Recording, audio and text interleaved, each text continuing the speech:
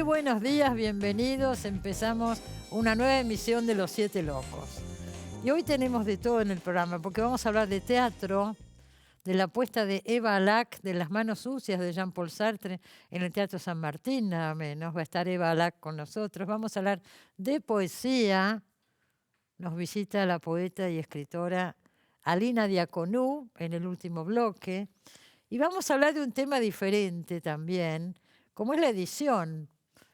Porque en el primer bloque no va a estar con nosotros un escritor, sino un agente literario y editor de toda la vida, muy conocido en el ambiente editorial. Y él escribe un libro, no sé si llamarlo de memorias o de recuerdos, de su relación con tantos autores y además con toda una época, ¿no es cierto? Cambió muchísimo todo lo que es el mercado editorial en la Argentina y está reflejado también eso en este libro. Ahí lo presentamos.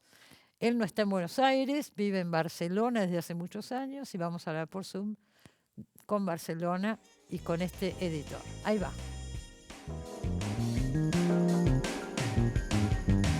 Guillermo Schavelson nació en Buenos Aires en 1945. Fue librero y editor. Trabajó en grandes grupos editoriales en Argentina, México y España.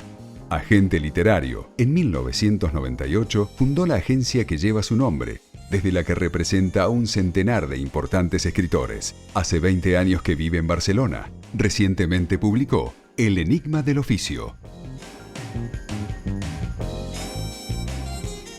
Bueno, acá tengo el libro El enigma del oficio y ahí lo tenemos a Guillermo Schavelson. ¿Cómo estás, Willy? Estoy muy bien, gracias. Contento de haber publicado un libro, es una aventura nueva para mí. Representando a tantos autores, editando a tantos autores y ahora con tu propio libro. Hay un momento de la vida que uno tiene la tentación de escribir las memorias. A mucha gente le pasa, ¿no es así? Sí, yo creo que a mucha gente le pasa, aunque este libro no es una memoria en el término estricto de la memoria, porque no cuento mi vida, sino que mi vida es como un trasfondo de lo que voy contando, que es hablando de personajes con los que tuve relación, todos del mundo de la escritura, de la edición, ¿no? Claro, es tu vida profesional, tu vida en el mundo editorial que empezaste muy joven.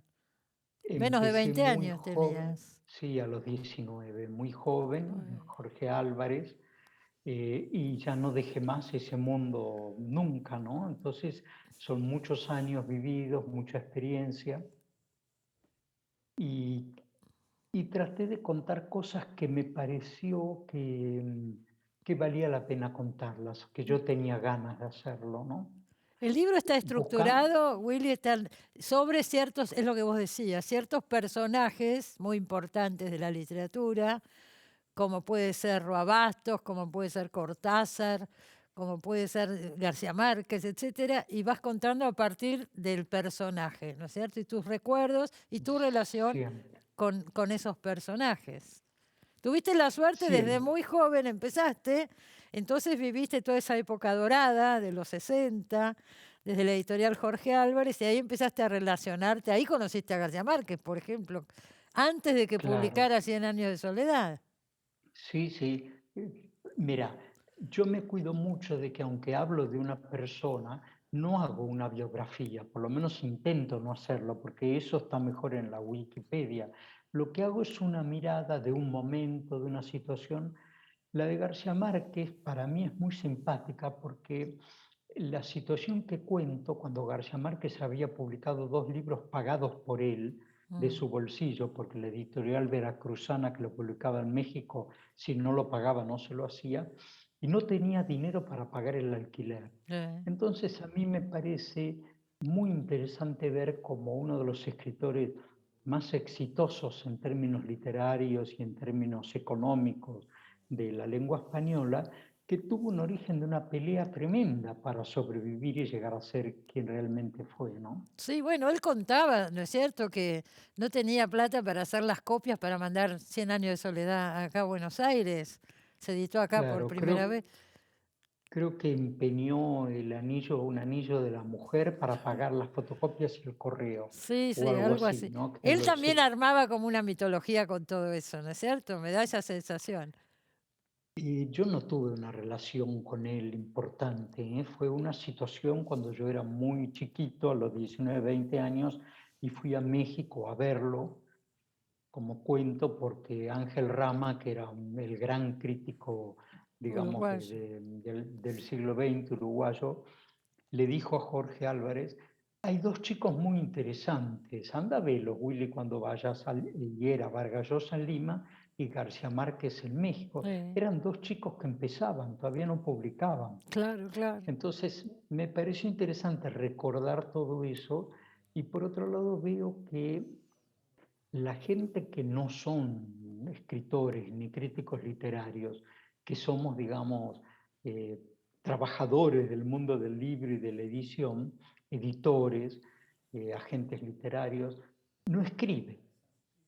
Es muy curioso, ¿no? Que alguien publique libros durante décadas y nunca escriba nada. Sí. No me refiero a escribir literatura, porque yo no me considero un escritor en absoluto, sino un testigo de unas cosas, de unos momentos, y que me pareció que podía contar. No hay Ya muchos, es dirán cierto. los... Estaba No, no, pensando, el que ha escrito bastante en España, ¿no? Juan Cruz, sus relaciones con distintos autores, etcétera. Él lo ha hecho, pero acá no tenemos sí, casos, me pero parece. fíjate que Juan Cruz, cuando empezó a escribir, ya tenía una larga carrera como periodista. Sí, claro. Y entonces escribir para él era algo habitual. Y también escribió y sigue escribiendo novelas. Sí, sí, es un escritor Y por, además, claro. claro, pero por ejemplo, editores. Mira, Paco Porrúa, que fue el verdadero impulsor de la literatura y de la editorial moderna en Argentina, fue el editor de García Márquez, el primer editor, El que lo descubrió, ¿no es eh, cierto? A el que García lo Márquez. descubrió, el de Cortázar, el de Onetti, el de no sé cuántos más en Sudamericana. Yo lo vi cuando él vivió en Barcelona los últimos años y debía tener 80, 85 años, una lucidez absoluta. Le digo: Paco, tenés que escribir todas esas cosas. Me dice: no, yo no soy escritor.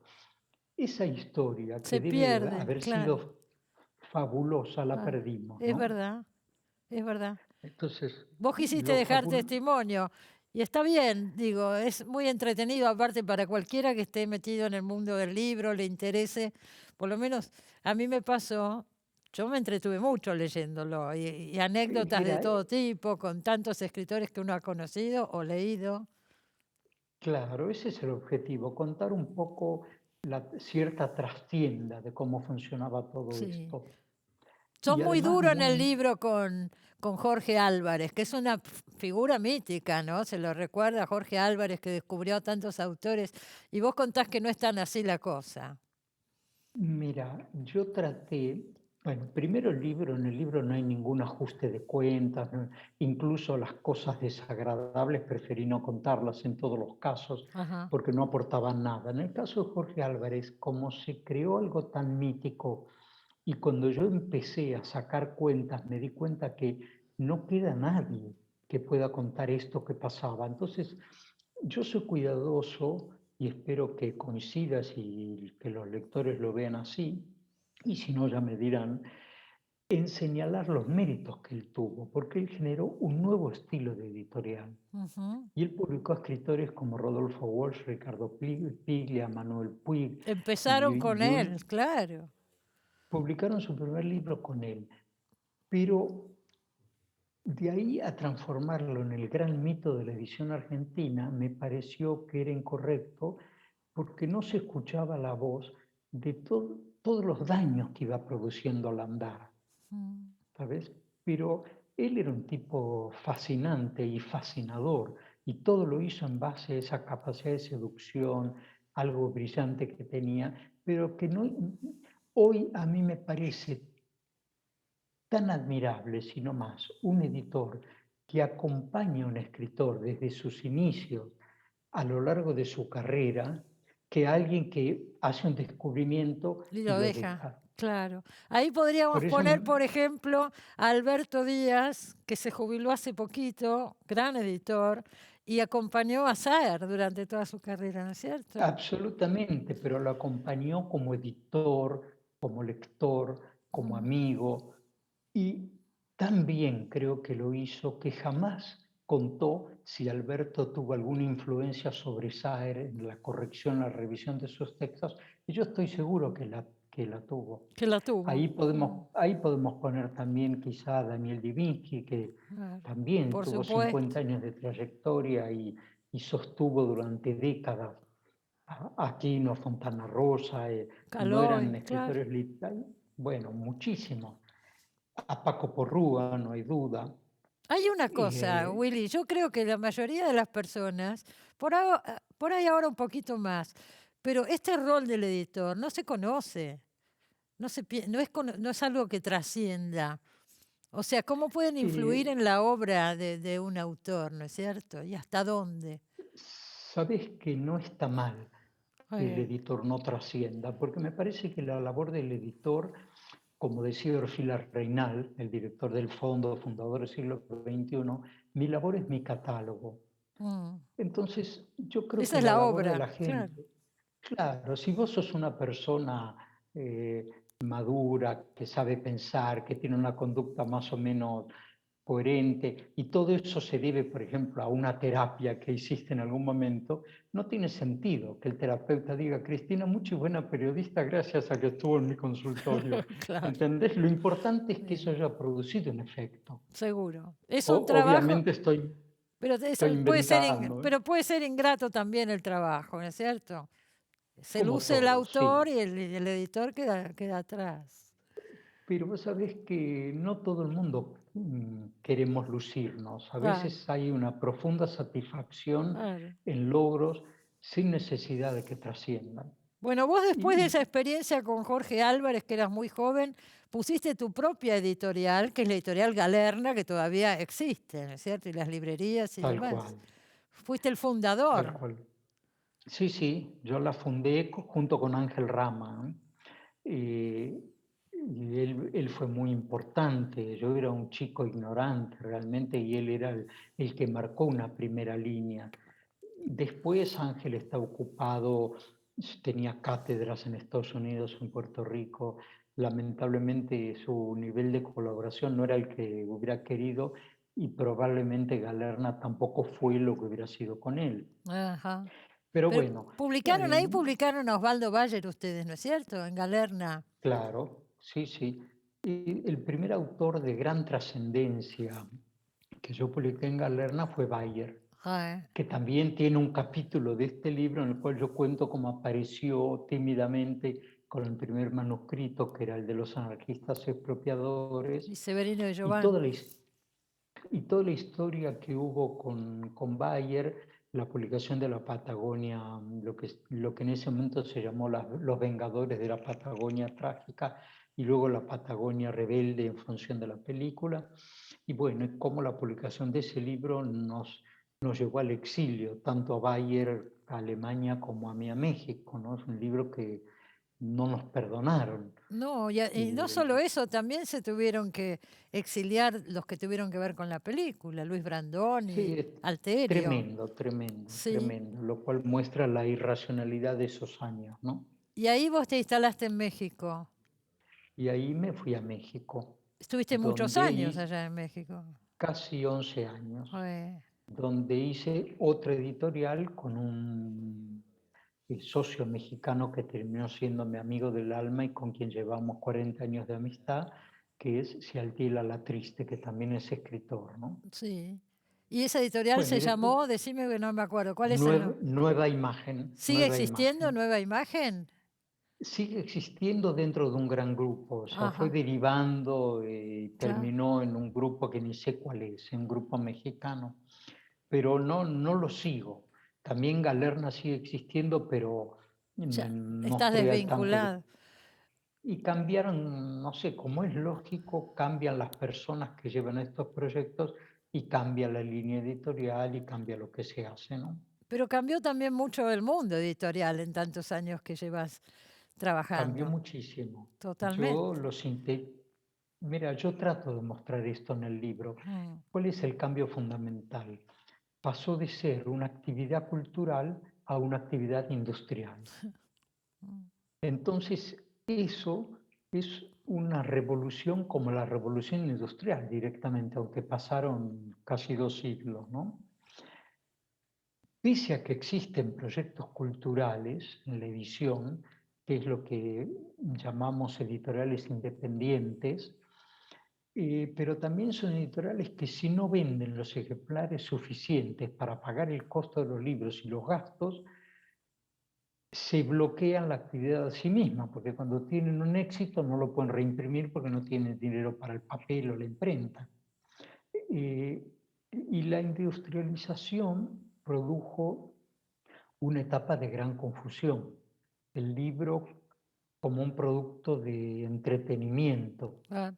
supuestamente masivo, porque en realidad el libro no es masivo si lo comparamos con Oh, Netflix y con por las supuesto. grandes plataformas audiovisuales, Mm. pero eso produjo un daño muy grande o un cambio muy grande, porque en general uno cree que es un daño lo que no le gusta, pero no siempre es así. Pero sin embargo se mantiene todavía, por suerte, un cierto nicho, un sector para literatura de calidad. Por ahí no es el fuerte de los grandes grupos, pero lo mantienen, digo, ¿no? Bueno, porque en los grandes grupos hay editores y editoras muy valiosos. Mm. Y yo puedo dar fe de que publican libros casi escondiéndole la verdad a sus jefes porque creen que vale la pena publicarlo aunque se venderán 800 ejemplares. No te olvides que Borges y Cortázar empezaron vendiendo 400 y 500 ejemplares de sus libros Por supuesto. y sus editores los siguieron publicando. Hoy eso es un poco más difícil, ¿no? En ese momento, vos decís, eran proyectos culturales, pero eran proyectos comerciales también. ¿Por qué se podían Por supuesto. sostener? Había más resto, no Eh, sé qué decirte, era otro mundo. ¿Había más Mira, lectores? había más lectores. Mira, Ah, la editorial creo que se llamaba Ginsburg de Argentina del año 1920, la que publicó Roberto Art, no, Ginsburg, algo así, ajá. que era, eh, vendía de autores argentinos 100.000 ejemplares, no de Mm, todos, de algunos. Hoy en Argentina ningún narrador vende 100.000 ejemplares. mm. Entonces el daño producido en 100 años, en 110, es muy grande.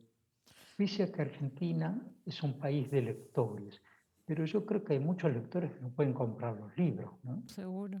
Hay un capítulo en tu libro donde recordás a Beatriz Guido y ahí hablas de Sí, las cifras que vendía Beatriz Guido o Marta Lynch o Silvina Bullrich en los 60, 70. mira, las Y tres vendían en los primeros meses 150.000 ejemplares y yo creo que vendían al final 250.000. Es una cada una o barbaridad. las tres Cada juntas, una, cada cada una. una con cada libro, ¿no? Pero las tres iban parejas.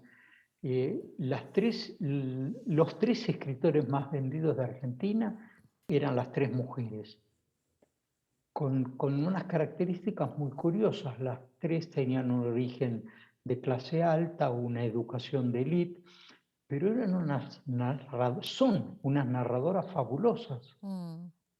Bastante Y olvidadas hoy en día, pero es cierto. Lo que impresiona es ver esas cifras. ¿Cuánto, la tirada hoy de un libro para decirle fue bien, cuánto es?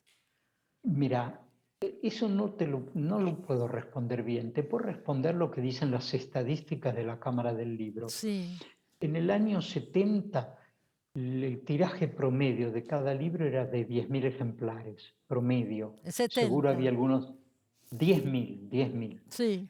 Habría algunos de 500 y otros de 100.000.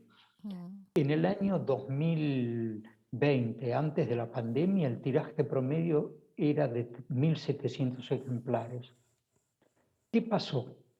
No es solo que se vende mejor, sino que la Argentina, que era el primer exportador de libros en español, Ujú. dejó de exportar.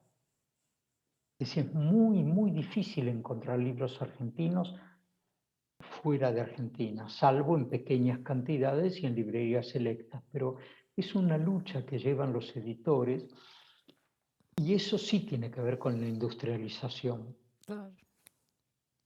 Vos en un momento de tu vida, Willy, que fuiste editor toda la vida, decidiste dejar la edición y empezar a representar autores, ser agente literario.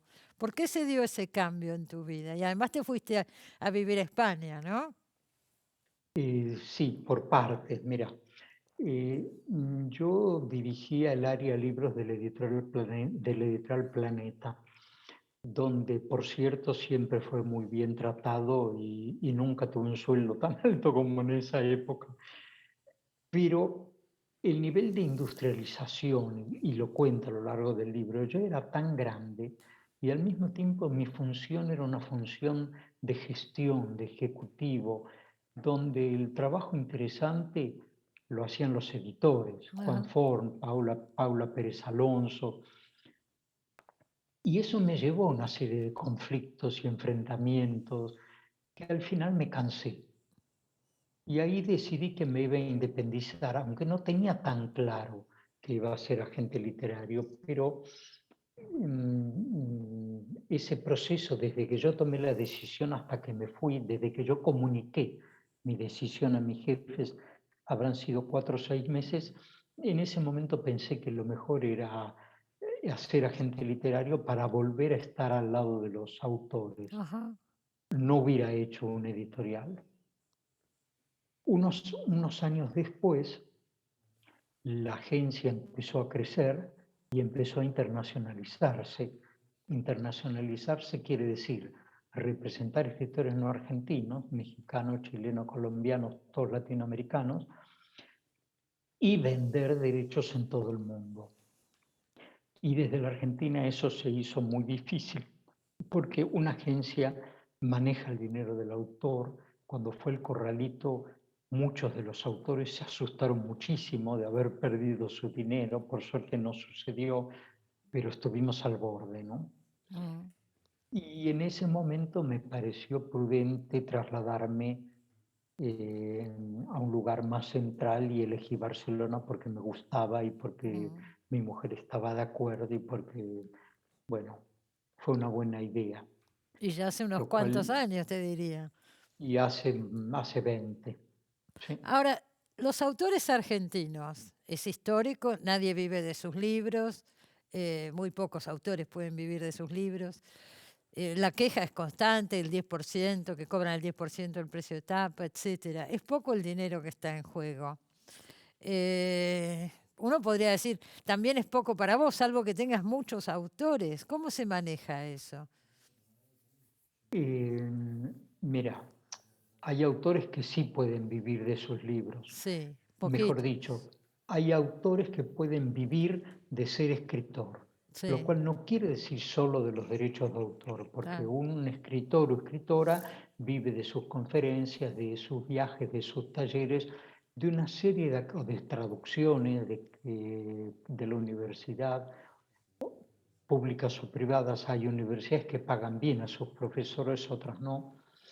De ese conjunto se puede, pero es una minoría. Claro. Yo diría que no es una actividad a la que nadie se vaya a dedicar para ganar dinero. Alguien que es escritora o escritor lo hace por vocación, por interés, y luego lo que quiere es ser remunerado justamente. Ujú. En el caso de una agencia literaria, no puede una agencia representar a un solo escritor. Yo comencé diciendo voy a representar a una docena de escritores y fue imposible, porque vos tenés que pagar un ejercicio de la actividad que es caro. Claro. La participación en ferias es muy cara, el viajar permanentemente es caro, Ujú. la administración de una agencia debe ser muy minuciosa, muy rigurosa, primero porque manejas dinero que la gran mayoría no es tuyo, solo una pequeña parte es tuyo. Y por otro lado, bueno, en el caso, no sé, yo hace 20 años que vivo aquí, no puedo opinar de Argentina, pero aquí la rigurosidad tiene que ver con el control fiscal y legal de la Claro, actividad, claro, por ¿no? eso. Lo cual genera mucha tranquilidad en los escritores y porque hay cosas que no se pueden hacer. De todos modos, no conozco ni editores ni agentes que estafen a sus autores, ¿no? El que tiene un espíritu perverso de engaño no se dedica al libro, se dedica a cosas más Me rentables, ¿no? imagino que sí.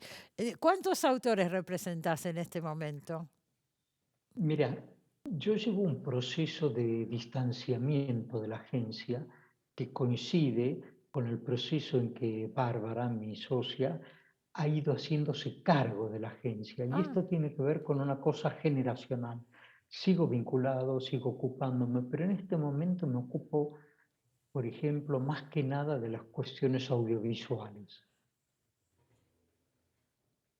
por Deben ser ejemplo, 60, 70 autores. 60, 70. Tenemos muchísimos contratos de venta de derechos para cine y televisión. Ah, mira. Cada vez, cada vez más televisión, Para las cada vez menos cine. plataformas. Para las plataformas. Es más complejo porque las plataformas no son las que compran.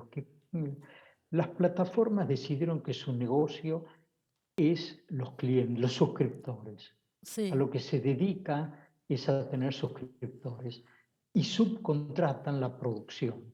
Eso ha permitido el surgimiento de pequeñas productoras independientes en todo el mundo, que es un modelo de trabajo tremendamente interesante, porque muchas veces están integradas por una sola persona. Ujú. Es la persona que ubica lo que se llamaba un contenido y ahora se llama una IP, que es propiedad intellectual property, Eh, pero que es, nosotros le decimos una novela, que es mucho más claro. seguro. Lo Bueno, ubica es y una hacen el buena vía trabajo. de ingresos para los autores también, ¿no es cierto? Que se Es empiecen una a fijar. buena vía Sí, sí, sí, es una buena vía de ingreso y está creciendo desde hace muchos años y a mí me gusta mucho dedicarme a eso. perfecto. Bueno, Willy, el que quiera seguir con todo esto, acá tenemos El enigma del oficio, Memorias de un agente literario de Guillermo Schavelson. Y tenés razón en lo que decís. Ojalá otros editores se pongan a escribir sus memorias, porque hay un montón de material que es interesante y si no, se pierde, ¿no es cierto? Por ahí empezás Claro, un camino y otros colegas te siguen. Vamos a ver.